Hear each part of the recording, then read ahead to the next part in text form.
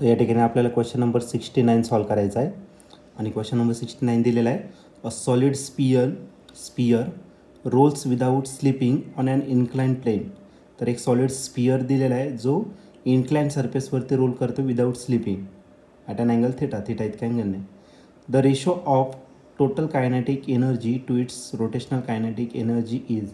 तर आपल्याला ratio find करायचा total kinetic energy to rotational kinetic energy. तर हा क्वेश्चन 2023ला या ठिकाणी आलेला होता. तर याचे 4 ऑप्शन आहे. तर पहिलं ऑप्शन आहे 7/2, बी ऑप्शन आहे 5/2, सी ऑप्शन आहे 7/3 आणि लास्ट ऑप्शन आहे 5/4. तर या 4 ऑप्शनपैकी नेमकं ऑप्शन कोणतं असणार आहे तर ते आपण आता सॉल्व करूया.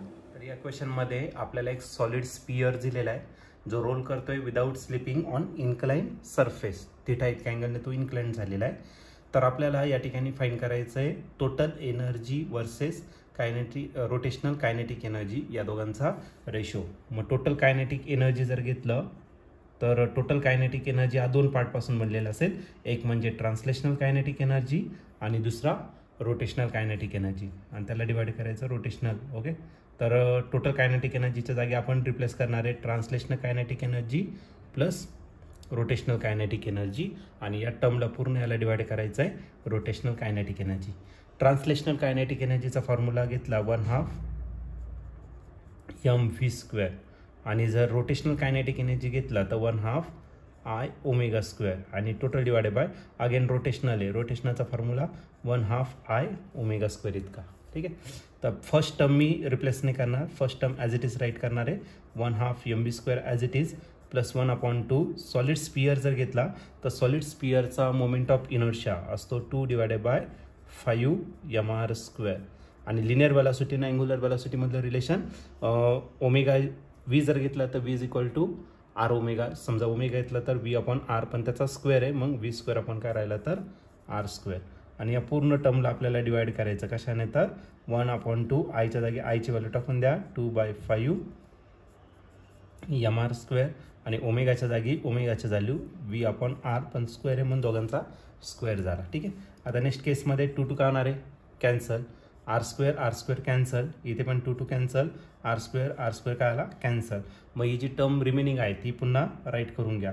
मग रिमेनिंग टर्म करायला 1/2 mv² प्लस आखित राहिला तर बघा इथे mv² आणि डिवायडेड बाय 5 म्हणजे 1/5 mv² आणि खाली तेच राहणार आहे किती mv² आणि खाली करायला 5 म्हणजे 1/5 mv².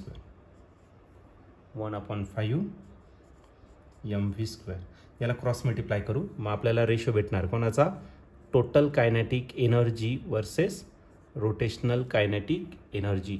आता टोटल कायनेटिक एनर्जी याला क्रॉस मल्टिप्लाय केलं तर 5 mv² प्लस तो किती 2 mv² आणि टोटल डिवायडेड बाय 5 2 किती 10. या टोटल टर्मला डिवायडेड करायचं आपल्याला mv²/5 ने. आता दोघांचे जर ॲडिशन केलं तर 7 mv² भेटेल राईट.